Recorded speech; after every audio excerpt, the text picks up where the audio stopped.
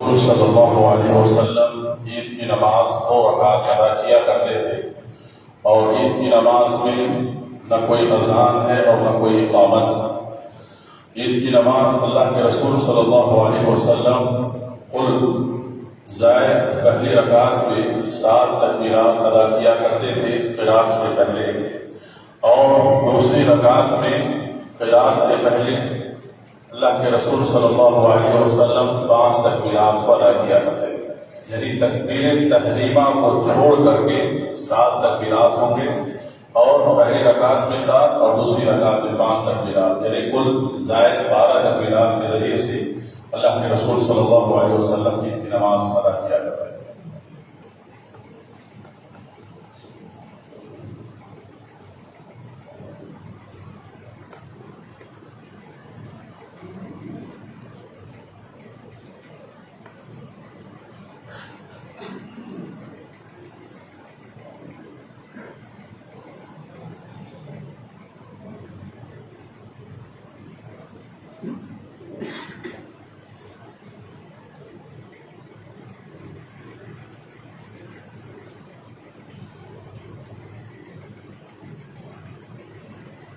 ईद की नमाज शुरू की जा रही है। सफ़े दुरुस्त कर लें, ख़वातीन की सफ़े दुरुस्त कर लें, सफ़ों की दुरुस्तगी नमाज की दुरुस्तगी।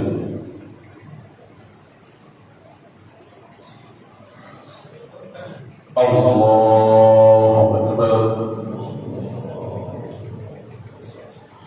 अल्लाहु अकबर, अल्लाहु अकबर, अल्लाहु अकबर,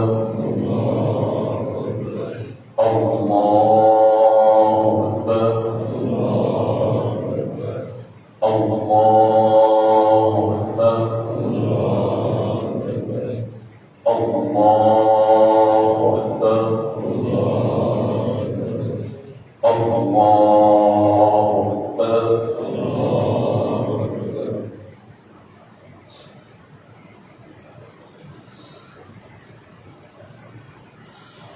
अल्हम्दुलिल्लाह रब्बिल आलमीन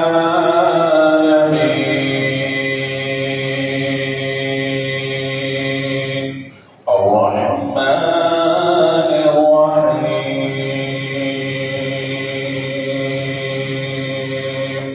मालिकि यौमिद्दीन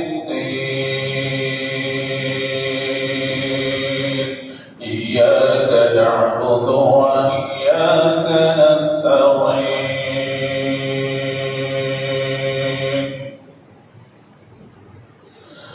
اهدنا الصراط المستقيم صراط الذين أنعمت عليهم غير المغضوب عليهم ولا الضالين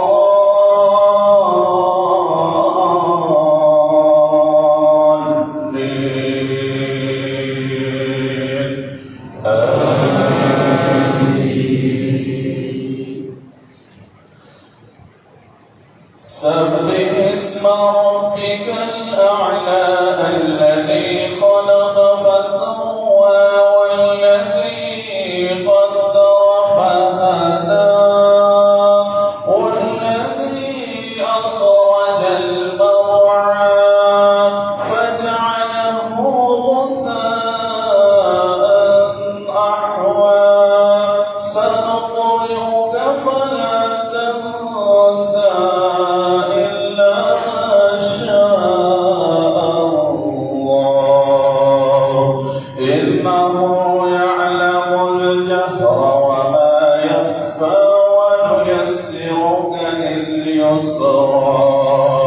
فذكر إن نفعت الذكرى سيذكر من يخشى ويتجنبها الأشقى الذي يصلى النار الكبرى ثم لا يموت فيها ولا يحيا قد أفلح من تزكى وذكر اسم ربه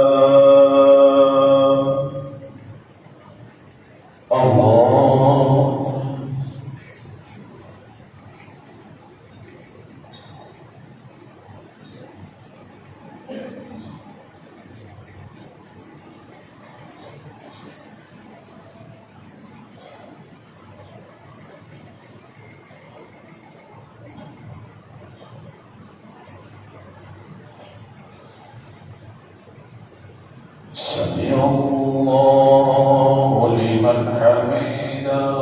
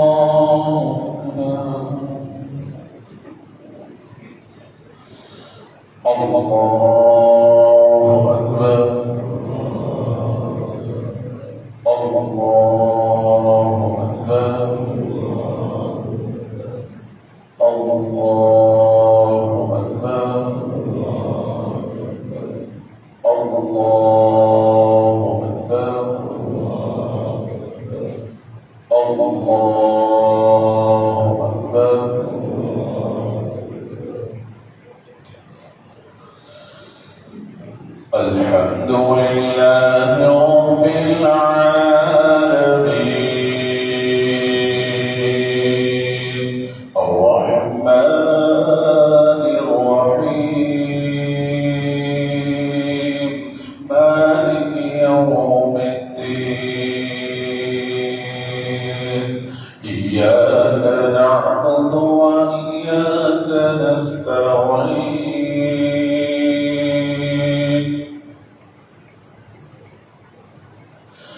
اهدنا الصراط المستقيم صراط الذين أنعمت عليهم غير المغضوب عليهم ولا الضالين.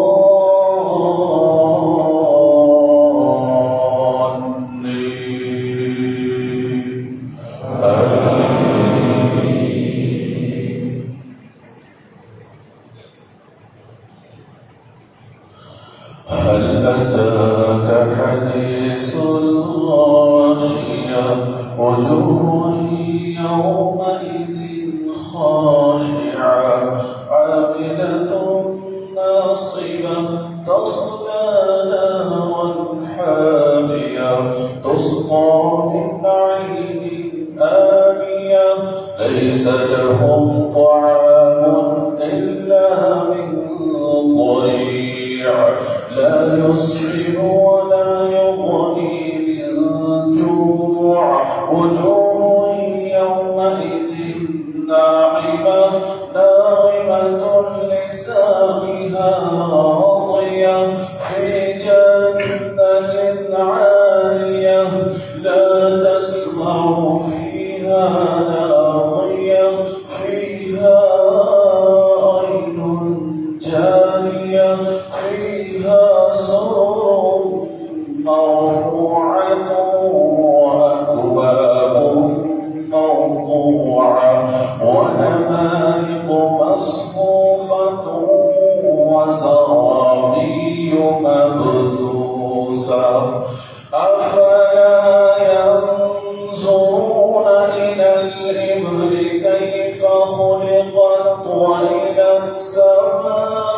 السماء كيف رفعت وإلى الجبال كيف نصبت وإلى الأرض كيف سطحت فذكر إنما أنت مذكر لست عليهم بمسيطر إلا من تولى وكفر فيعذبه الله العذاب الأكبر إن إلينا إيابهم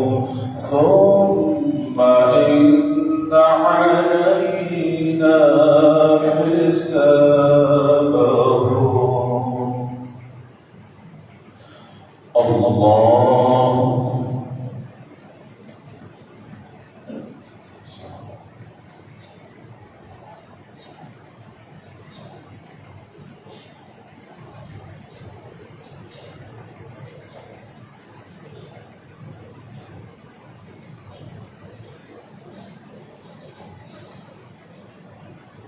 سمع الله لمن حمده.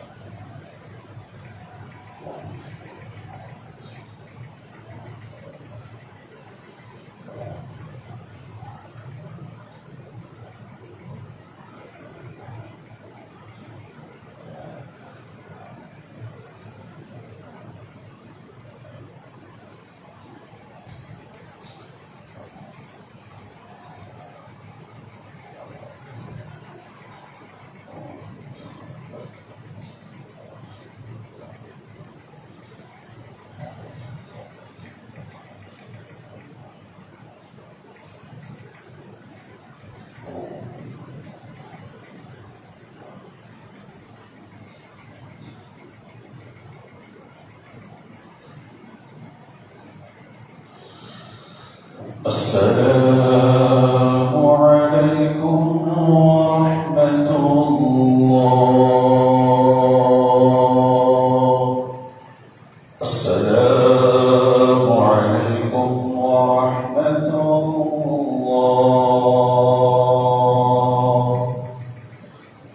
الله استغفر الله.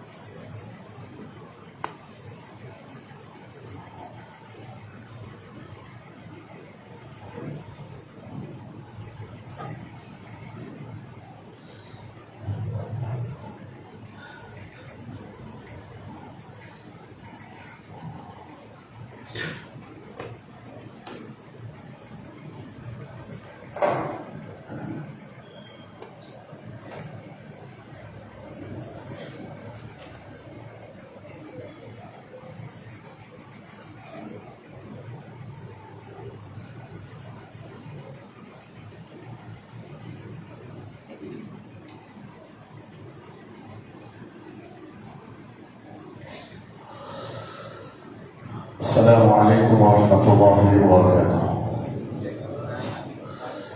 إن الحمد لله نحمده ونستعينه ونستغفره ونؤمن به ونتوكل عليه ونعوذ بالله من شرور أنفسنا ومن سيئات أعمالنا، ومن يهده الله فلا مضل له ومن يضلل فلا هادي له، وأشهد أن لا إله إلا الله وأشهد أن محمدا عبده ورسوله. يا أيها الذين آمنوا اتقوا الله حق تقاته ولا تموتن إلا وأنتم مسلمون.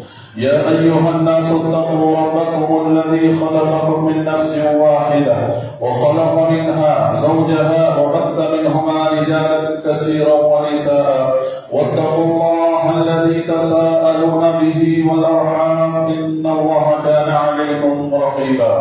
يا أيها الذين آمنوا اتقوا الله وقولوا قولا سديدا يصلح لكم أعمالكم ويغفر لكم ذنوبكم ومن يطع الله ورسوله فقد فاز فوزا عظيما. أما بعد فإن خير الحديث كتاب الله وخير الهدي هدي محمد صلى الله عليه وسلم وشر الأمور محدثاتها وكل محدثة بدعة وكل بدعة ضلالة وكل ضلالة في النار. أعوذ بالله من الشيطان الرجيم. بسم الله الرحمن الرحيم. إن إبراهيم كان أمة قانتا لله حنيفا ولم يك من المشركين شاكرا لأنعمه اجتباه وهداه إلى صراط مستقيم. وقال تعالى في موضع آخر: لن ينال الله لحومها ولا دماؤها ولكن يناله التقوى منكم. محترم حاضرین مجلس اور پردہ نشین خواتین اسلام، سب سے پہلے ہم اللہ رب العالمین کا شکر بجا لاتے ہیں، اس کی حمد و ثنا، اس کی کبریائی، اس کی بزرگی، اس کی بڑائی بیان کرتے ہیں کہ جس رب نے اپنے فضل سے، اپنے حساب سے ایک بار پھر سے عید الاضحیٰ کی رحمتیں، برکتیں اللہ رب العالمین نے ہم تمام کو ہماری زندگیوں میں اللہ نے عطا کیا۔ اللہ سے دعا ہے کہ پروردگار تمام عالم اسلام کے مسلمانوں کو اللہ رب العالمین صحیح معنوں میں عید کی خوشیاں نصیب فرمائے، آمین۔ اس کے بعد تمام انبیاء کرام پر درود و سلام ہو، بالخصوص ہمارے اور آپ کے آخری نبی پر صلی اللہ علی نبینا محمد وآلہ وصحبہ اجمعین۔ حاضرین جمعہ، حاضرین مجلس، وقت مختصر ہے، اس مختصر وقت میں کچھ باتیں قربانی سے متعلق اور ابراہیم علیہ السلام کی زندگی سے حاصل ہونے والی جو نصیحتیں ہیں ان باتوں کی طرف میں اشارہ کر کے اپنی بات کو میں ختم کرنے کی کوشش کروں گا۔ محترم حضرات، آج ہم اور آپ یہاں پر عید قربان کی مناسبت سے جمع ہوئے ہیں۔ اللہ تبارک و تعالیٰ کی یہ عبادت بھی ہے، ایک عظیم بندگی بھی ہے، اور بندوں کو یعنی مومنوں کے لیے خوشی منانے کا ایک بہترین اللہ کی طرف سے ایک تحفہ ہے جو سال میں 2 مرتبہ ہم کو اور آپ کو اللہ کی طرف سے عطا کیا جاتا ہے۔ محترم حضرات، یقیناً یہ جو ایام چل رہے ہیں، ان ایام میں حضرت ابراہیم علیہ السلام اور اسماعیل علیہ السلام کا تذکرہ ہم بار بار سنتے ہیں۔ حضرت ابراہیم علیہ السلام کی شخصیت اور ذات کوئی معمولی ذات اور معمولی شخصیت نہیں۔ ابھی جو آیت کریمہ سورۃ النحل کی آپ کے سامنے میں نے تلاوت کی ہے، اللہ تبارک و تعالیٰ نے حضرت ابراہیم علیہ السلام سے متعلق بیان کرتے ہوئے کہا: ان ابراہیم کان امہ، کہ ابراہیم علیہ السلام اپنی جگہ پر ایک جماعت تھے۔ اللہ رب العالمین نے ابراہیم علیہ السلام کی شخصیت کو اللہ نے جماعت سے تعبیر کیا، کہا آپ اپنی جگہ پر ایک معاشرے کی طاقت رکھتے تھے، ایک جماعت کی طاقت رکھتے تھے۔ لہذا ابراہیم علیہ السلام کے تعلق سے یہ بات اس لیے کہی گئی کہ ابراہیم علیہ السلام توحید پرستوں کے امام تھے، موحدین کے امام تھے۔ ابراہیم علیہ السلام کی شخصیت ایسے ماحول میں جہاں پر سارے کے سارے لوگ اللہ کے دشمن تھے، ایسے ماحول میں ابراہیم علیہ السلام نے تمام لوگوں سے اللہ رب العالمین کے خاطر تمام کی دشمنیاں بولنے، یعنی ابراہیم علیہ السلام کی زندگی میں ہمارے لیے، آپ کے لیے اس قدر اسوہ ہے کہ اللہ تبارک و تعالیٰ نے قرآن مجید کے اندر سینکڑوں انبیاء کا اللہ رب العالمین نے تذکرہ کیا، لیکن ابراہیم علیہ السلام کی ذات ایک ایسی ذات ہے جس کو اللہ تبارک و تعالیٰ نے پیروی کرنے کا حکم دیا، اسوے کے طور پر، نمونے کے طور پر حضرت ابراہیم علیہ السلام کی ذات اور شخصیت کو اللہ رب العالمین نے بیان کرتے ہوئے کہا کہ ملت ابراہیمی کی پیروی کرو۔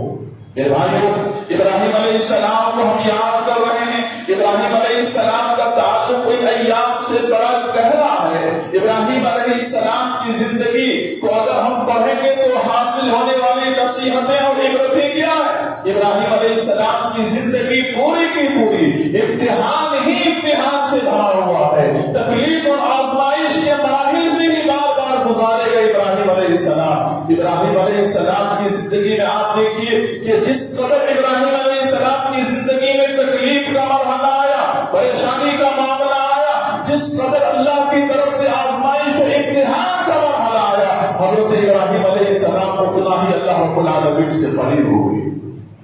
محترم حضرات, آج ہماری اور آپ کی زندگی میں اگر تکلیف اور پریشانی ہوتی ہے تو ہم اللہ سے بیزار ہو جاتے ہیں, ناراض ہو جاتے ہیں. لیکن ابراہیم علیہ السلام کی زندگی میں جس قدر امتحانات آئے, جیسے کچھ بھی مشکلات کا سامنا کرنا پڑا, اتنا ہی زیادہ وہ اللہ رب العالمین سے قریب ہوئے اور اللہ رب العالمین کی محبت ان کے دلوں میں پیدا ہوا. ابراہیم علیہ السلام اپنے رب کی رضا کے لیے دنیا کی ہر چیز کو انہوں نے قربان کیا. اپنا مال, اپنا جان, اپنی اولاد, اپنا گھر بار, دنیا کی تمام چیزوں کو اللہ رب العالمین کی رضا کے لیے انہوں نے قربان کیا. کیوں؟ اس لیے کہ مقصد رب العالمین کی رضامندی کو حاصل کرنا تھا. میرے بھائیوں, حضرت ابراہیم علیہ السلام اللہ سے ایسی محبت کرنے والے تھے کہ اللہ کی محبت کے سامنے دنیا کی کسی بھی چیز کی پرواہ نہیں تھی. اللہ کا ڈر ان کے دل میں ایسا تھا کہ دنیا کے کسی افراد سے کوئی ڈر اور خوف محسوس نہیں کرتے تھے. آپ دیکھیے ابراہیم علیہ السلام کو جلانے کے لیے, ختم کرنے کے لیے پوری قوم کے لوگوں نے آگ جلایا, لیکن ابراہیم علیہ السلام کے دل میں رائی کے دانے کے برابر بھی کوئی ڈر اور خوف ان کے دلوں میں پیدا نہیں ہوا.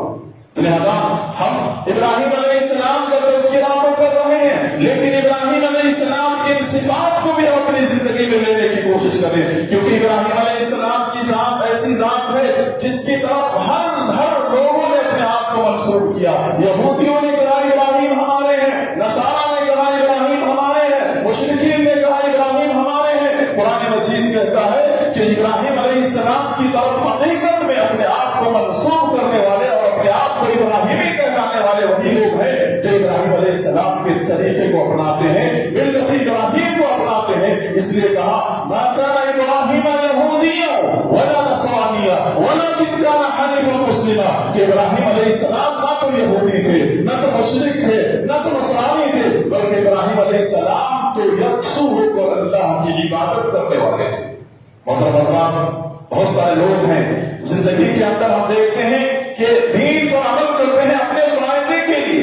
اگر دین میں کچھ فائدہ نظر آیا تو کہتے ہیں کہ دین بڑا اچھا ہے, اور دین میں اگر تکلیف اور پریشانی کا سامنا کرنا پڑا تو ایسی صورت میں وہ اپنے رب سے منہ موڑ لیتے ہیں. ایسے لوگوں کے بارے میں اللہ تعالیٰ نے سورہ حج کے اندر کہا وَمِنَ النَّاسِ مَن يَعْبُدُ اللَّهَ عَلَى حَرْفٍ, بہت سارے لوگ ہیں جو اللہ کی عبادت کنارے پر کھڑے ہو کر کے, باطن پر کھڑے ہو کر کے کرتے ہیں. اگر ان کو کوئی فائدہ نظر آیا تو یہ دین بہت اچھا ہے, اللہ نے ہم کو نواز دیا, اللہ نے ہم کو دے دیا. اور جب اللہ کی طرف سے کوئی آزمائش کا مرحلہ آتا ہے تو اللہ کی طرف سے وہ موڑ لیتے ہیں.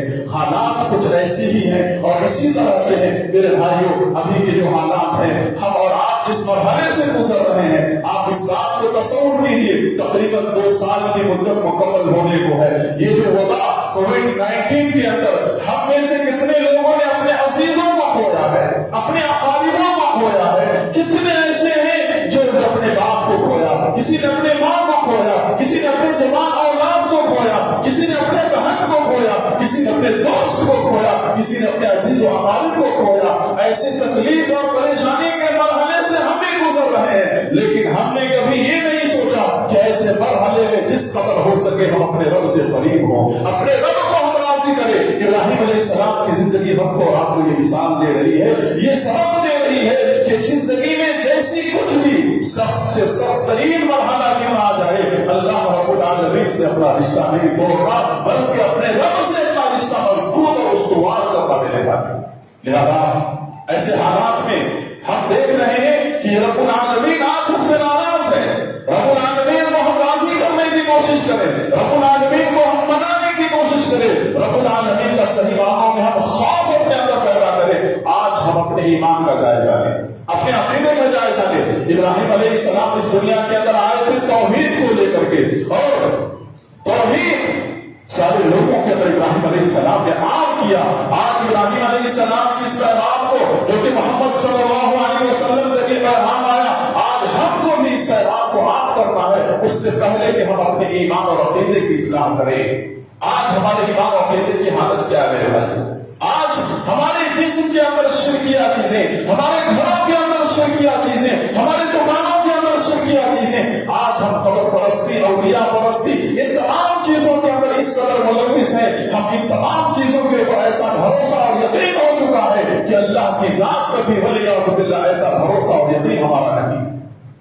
آج ضرورت ہے کہ توحید کو صحیح کیا جائے، ایمان اور عقیدے کو صحیح کرنے کے بعد ہی ہمارے کوئی اعمال اللہ رب العالمین کے پاس قابل قبول ہو سکتے ہیں۔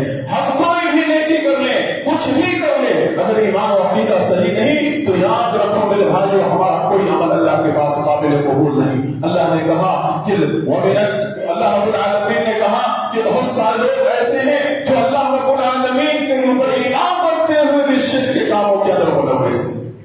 اللہ رب العالمین نے کہا کہ اپنے آپ کو مومن کہلاتے ہیں لیکن وہ اللہ کے ساتھ دوسروں کو شریک کرتے ہیں۔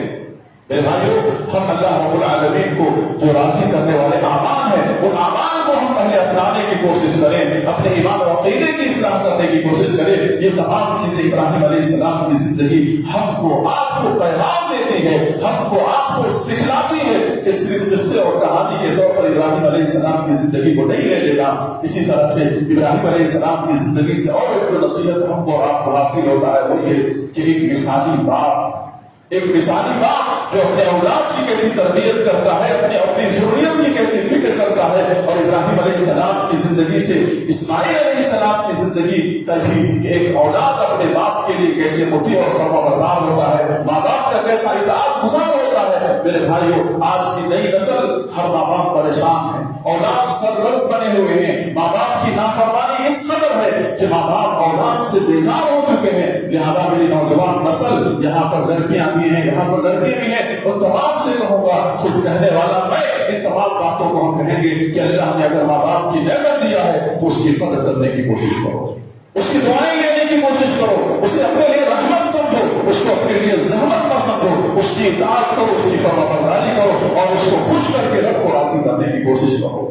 میرے بھائیوں، یہ کچھ باتیں تھی جو ابراہیم علیہ السلام کی زندگی سے ہم کو نصیحتیں حاصل ہوتی ہیں، اور چند ایک بات یہ ہے کہ عید قربان کا یہ موقع ہے، عید قربانی کی مناسبت ہے۔ اللہ تبارک و تعالیٰ نے ہم میں سے جن لوگوں کو بھی صلاحیت دی ہے، طاقت دی ہے، استطاعت دی ہے، انہیں قربانی کرنا چاہیے۔ نبی کریم صلی اللہ علیہ وسلم نے قربانی کیا، آپ نے کہا یہ بات تمہارے باپ ابراہیم علیہ السلام کی سنت ہے، لہذا اس سنت پہ ہمیں بھی عمل کرنا چاہیے۔ اللہ کے رسول صلی اللہ علیہ وسلم نے اپنی زندگی کے اندر آپ نے قربانی کیا، اور جس سال آپ نے حج کیا اس سال آپ نے 100 اونٹ قربان کیا، اپنے ہاتھ سے 63 اونٹ قربان کیا۔ تو لہذا قربانی ہم ضرور کریں، قربانی کرتے ہوئے چند باتوں کا ہم پاس و لحاظ کریں۔ میرے بھائیوں، وہ یہ ہے کہ قربانی کے جانور کو ذبح کرنے سے پہلے ہم پوری طرح سے اپنے چاقو کو ہم تیز کر لیں اچھی طرح سے، کیونکہ اللہ تبارک و تعالیٰ نے ان کے ساتھ بھی، جانوروں کے ساتھ بھی احسان کرنے کا حکم دیا ہے کہ ایسا نہ ہو کہ اس کو تکلیف ہو، اس کو پریشانی ہو۔ ان تمام چیزوں سے ہم بچیں۔ اسی طرح سے قربانی کے جانوروں کو اللہ رب العالمین کے لیے جب ہم ذبح کرتے ہیں تو ذبح کرتے ہوئے ہم یہ دعا پڑھیں، بسم اللہ اللہ اکبر۔ چاقو پکڑنے کے بعد، جانور کو قبلہ رخ لگانے کے بعد آپ کہیں بسم اللہ اللہ اکبر اللہم تقبل من۔ آپ وہاں پر نام لیں اپنا، یا جس کا بھی نام لے رہے ہیں، من فلاں فلاں جو بھی ہو، تو بسم اللہ اللہ اکبر اللہم تقبل من۔ کیونکہ اگر کوئی آدمی جان بوجھ کر کے اللہ کا نام نہیں لیتا ہے تو ایسا ذبیحہ حرام ہے، ایسا ذبیحہ درست نہیں ہے۔ تو لہذا اللہ کا نام لے کر کے ہم ذبح کرنے کی کوشش کریں۔ اسی طرح سے قرآن مجید نے ہمارے سامنے اس بات کا حکم دیا کہ قربانی کا مقصد اللہ تبارک و تعالیٰ تمہارے دل کو دیکھنا چاہتا ہے، تمہارا تقویٰ کتنا ہے، اور اللہ رب العالمین کو مقصود اور مطلوب ہے، ورنہ اللہ کو تمہارا گوشت، خون، یہ تمام چیزیں نہیں پہنچتی ہے۔ اللہ نے کہا لن ینال اللہ لحومها ولا دماؤها ولکن ینالہ التقویٰ منکم، تمہارے دل کا تقویٰ پہنچتا ہے۔ اب قربانی ذبح کرنے کے بعد اس جانور کے، اس گوشت کے تم مالک ہو گئے، خود بھی کھاؤ۔ اللہ نے کہا فَكُلُوا مِنْهَا أَطْعِمُوا الْقَانِعَ وَالْمُعْتَرَ، تم خود بھی کھاؤ، غریب مسکین کو بھی کھلاؤ۔ تو لہذا قربانی کے تعلق سے بہت سارے لوگوں کا یہ تصور ہے کہ ضروری ہے کہ 3 حصہ بانٹے، اس میں ایسی کوئی بات نہیں۔ آپ جتنا چاہیں غریب مسکین کو کھلائیں پلائیں، غریب مسکین کو دیں، اور جتنا چاہیں آپ رکھنا چاہیں رکھیں، کھائیں پیئیں۔ تمام لوگوں کا خیال کے آنے والے جانے والے تمام لوگوں کا خیال کرے میرے بھائیوں. اور ایام تشریق جو 3 دن ہے، ان ایام تشریق کے اندر کثرت سے تکبیرات کا اہتمام کریں، زیادہ سے زیادہ تکبیرات کا اہتمام کریں. اور اللہ کے رسول صلی اللہ علیہ وسلم نے کہا کہ یہ دن کھانے پینے، اپنے بیوی بچوں کے ساتھ خوشی مناؤ، جائز حدود میں رہ کر کے، شرعی حدود میں رہ کر کے شریعت کی خلاف ورزی کرنے سے اپنے آپ کو بچاؤ. اور آخری بات یہ ہے میرے بھائیوں کہ ایسے موقع پر ہم باقی صفائی کا خاص لحاظ کریں. کسی جگہ پر ہم کوئی چیز گندا نہ کریں، کسی کے مقام کو گندا نہ کریں، کسی کے جذبات کو نہ ٹھیس پہنچائیں. اسلام کہتا ہے طہور شطر ایمان، باقی صفائی ایمان ہے، آدھا ایمان ہے. اور ایسے وقت اور حالات میں اپنے قربانی کا ویڈیو شیئر کرنا، اپنے فوٹو شیئر کرنا، ان تمام چیزوں سے ہم اجتناب کریں میرے بھائیوں. ریاکاری سے، دکھاوے سے اپنے آپ کو بچاؤ اور اللہ رب العالمین کی رضا کے لیے اسلام کو انجام دینے کی کوشش کرو. میرے بھائیوں یہ کچھ بنیادی باتیں تھیں جو آپ کے سامنے بیان کی گئی ہیں. میں اپنی بات کو ختم کرنے سے پہلے آپ لوگوں سے درد مندانہ اپیل کرتا ہوں، بڑے ریکویسٹ کے ساتھ، ایک گزارش کے ساتھ میں آپ کے سامنے اعلان یہ کر رہا ہوں کہ الحمدللہ ہماری مسجد سلفی مسجد بدرولی کہ الحمدللہ یہ مسجد یہاں پر دینی تعلیم اور اللہ تبارک و تعالیٰ کے دین کا اس قدر کام اور خدمات ہو رہا آپ دیکھ رہے ہیں. الحمدللہ اللہ کے شکر سے لوگوں میں توحید عام ہوا، لوگوں کی تعداد بڑھی، الحمدللہ مسجد مشاہدہ ہوا. ابھی عورتوں کے لیے جگہ کی کافی تنگی تھی اور عورتوں کے لیے جگہ مناسب نہ تھا، جس کی وجہ سے الحمدللہ بازوں میں بھی کنسٹرکشن کا کام چل رہا ہے، تعمیراتی کام چل رہا ہے. لہذا آپ لوگوں سے گزارش ہے کہ آپ کو اللہ نے جو بھی صلاحیت دیا ہے، جیسی بھی صلاحیت دیا ہے، اپنی آخرت کے لیے اس میں شریک ہو جاؤ. اللہ کے رسول صلی اللہ علیہ وسلم نے کہا من بنا للہ مسجدا بنى اللہ له بیتا فی الجنہ. اگر کوئی آدمی اللہ کا گھر بناتا ہے تو اللہ تعالیٰ جنت کو اس کے لیے محل بنائے گا. گھر بنانے کی پوری طاقت نہیں ہے، ایک اینٹ خرید کے آپ دے سکتے ہیں. آپ معمولی، آپ جو اللہ نے صلاحیت دیا ہے، آپ وہ پیسہ دے کر کے آپ اللہ کے اجر و ثواب کے مستحق ہو سکتے ہیں میرے بھائیوں. لہذا مرد و خواتین تمام سے گزارش ہے کہ ہمارے اس کنسٹرکشن کے کام میں آپ دل کھول کر کے کام کریں اور بعد میں بھی آپ چاہیں تو را مٹیریل کی شکل میں، پیسے کی شکل میں ذمہ داروں سے مل کر کے ان تمام چیزوں کو آپ ادا کر سکتے ہیں میرے بھائیوں. اللہ تبارک و تعالیٰ آپ کے دی ہوئے مال کو قبول کرے، آپ خالی ہاتھ نہ جائیں. کتنے پیسے ہم زندگی میں ادھر ادھر ضائع کر دیتے ہیں. یہ پیسہ جو آپ دیں گے یہ امانت ہے. آپ دنیا میں رہیں یا نہ رہے، جب تک لوگ سجدے کرتے رہیں گے میرے بھائی یاد رکھو آپ کے کھاتے میں برابر اجر و ثواب پہنچتا رہے گا. تو پھر ایسے کام میں دیری کیوں؟ ضرور اس کام کے اندر شریک ہوں اور دوسروں کو بھی شریک کرنے کی کوشش کریں، دوسروں کو بتانے کی کوشش کریں میرے بھائیوں. آخر میں اللہ رب العالمین سے دعا کرتے ہیں کہ رب العالمین جو لوگ بھی پریشان حال ہے اللہ ان کی پریشانیوں کو دور کر دے. اللہ جو بیمار ہیں اللہ ان کی شکر کو شفائے عاجلہ کاملہ رب العالمین نصیب فرما دے. پروردگار ہم میں سے جو لوگ کووڈ متاثرین ہیں اللہ انہیں شفائے عاجلہ کاملہ نصیب کر دے. جس طرح کی بیماریوں میں بھی اللہ انہیں شفائے ابھی عطا فرما، اور جو لوگ ان بیماریوں میں اس دنیا سے چلے گئے اللہ ان کی مغفرت فرما دے. پروردگار جو لوگ اپنے عزیز و اقارب کو کھوئے اللہ ان کو صبر جمیل عطا فرما دے، نعم البدل عطا فرما. اللہ جو لوگ بے روزگار ہیں اللہ انہیں روزیاں نصیب فرما دے. پروردگار ہمیں سے جو غیر شادی شدہ جوان اپنے گھروں میں لڑکے ہوئے لڑکیاں بیٹھے ہوئے اللہ ان کے لیے بہتر رشتے کا انتظام فرما دے. جو بے اولاد ہیں انہیں صاحب اولاد عطا فرما دے. پروردگار جن کی تجارتوں میں نقصان ہے اللہ انہیں خیر و برکت عطا فرما دے. جو نافرمان ہیں اپنے ماں باپ کے اللہ انہیں فرما بردار بنا دے. پروردگار اللہ تمام عالم اسلام کی اللہ حفاظت فرما، تمام عالم اسلام کو پروردگار علی پوری طرح سے پرامن طریقے سے خوشی عید کی خوشیاں نصیب فرما دے. پروردگار تمام عالم اسلام کے اوپر جہاں کہیں بھی دشمنان اسلام جو کچھ بھی ناپاک سازشیں کر رہے ہیں اللہ ان کی طرف ہی ان تمام چیزوں کو لوٹا دے. آمین. اقول قولی ھذا استغفر اللہ لی ولکم ولسائر المسلمین فاستغفروہ والسلام علیکم ورحمۃ اللہ وبرکاتہ.